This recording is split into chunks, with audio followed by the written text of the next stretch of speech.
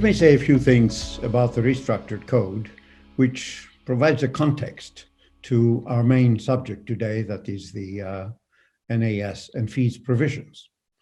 Restructuring of the ethics code has been the longest and the most comprehensive project in IESBA's history. We have been working on that, my colleagues and I, for more than 4 years. It was finally completed in 2017, became effective in June 2019. And its chief features is that it has brought about a big change in the language and the concepts. The language and the concepts are much more clear now than they were before in earlier versions. And it has also included a new architecture, essentially introducing a building block design in the code, a building block approach, I might say.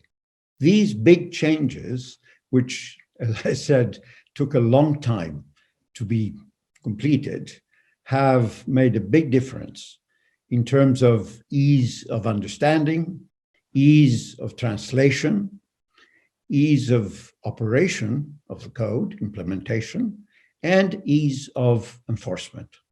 It has, in fact, created a momentum in favor of its adoption.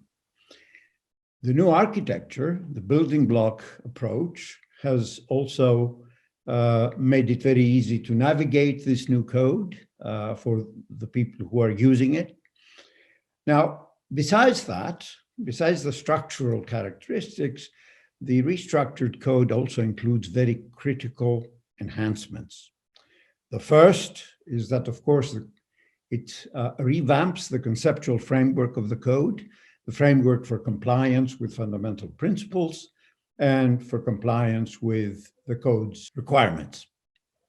Another item of enhancement is that it handles issues like pressure and inducements to act unethically, essentially giving tools to the professional accountant in order to fight these instances and mitigate those circumstances.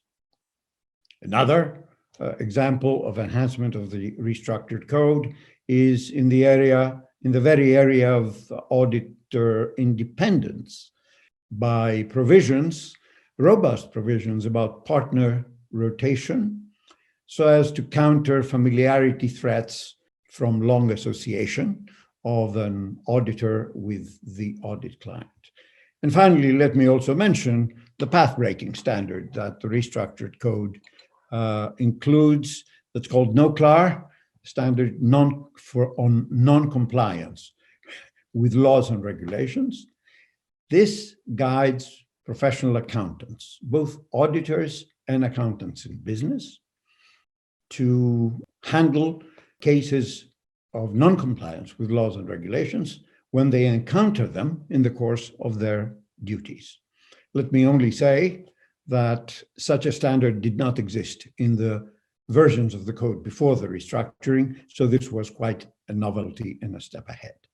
Now, I said that the restructured code became effective in 2019, and since then, it has been adopted by most of the G20 jurisdictions, on the whole by about 85 jurisdictions around the world who have adopted or, are in the process of adopting the code. So it is quite a successful rate of adoption over the last couple of years. And it is clearly evidence of considerable momentum in jurisdictions adopting the code worldwide. Of course, we are keeping our work up on encouraging jurisdictions who have not adopted yet to do so, so that we have as much of global uniformity as possible in the area of the restructured code.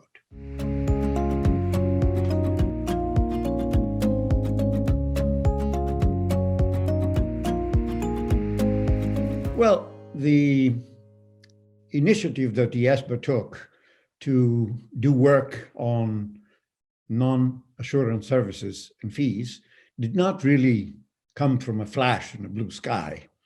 It had been on the table for quite a long time. In fact, in our strategy and work plan of 2019-2023, these were the highest priority items, NAS and fees. We started working on those right away.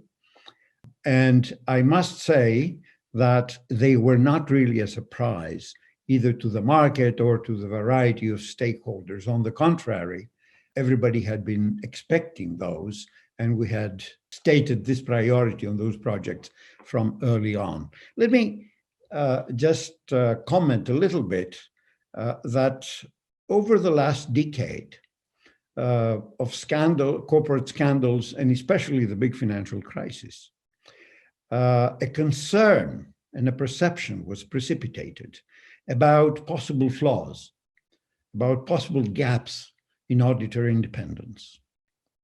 And the main focus of these concerns was the synchronized provision of non-assurance services to audit clients at the same time as the audit was taking place. Now, this clearly was a source of concern, and the concern was clearly expressed in the fact that many jurisdictions around the world took steps on their own to strengthen independence by creating provisions in their own national legal structures to forbid or to mitigate or to limit the synchronous provision of non-assurance services and audit at the same time by the same firm to the same client.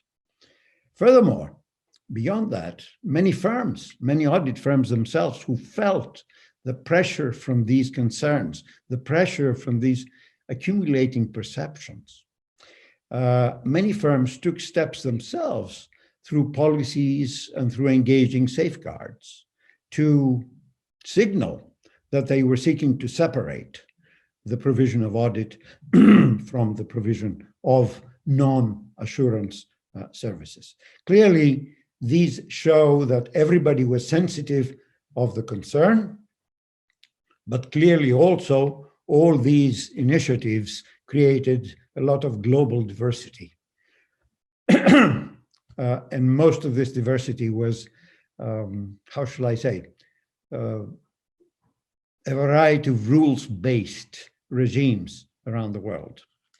Now, clearly, this meant that there was an opening for IESBA to step in and fulfill the clear need for a global standard in the area of non-assurance services and fees. We proceeded with those projects as diligently and as effectively as we could. Before starting them, we performed extensive outreach with a lot of stakeholders around the world, and we sought new enhanced provisions for global application to do what?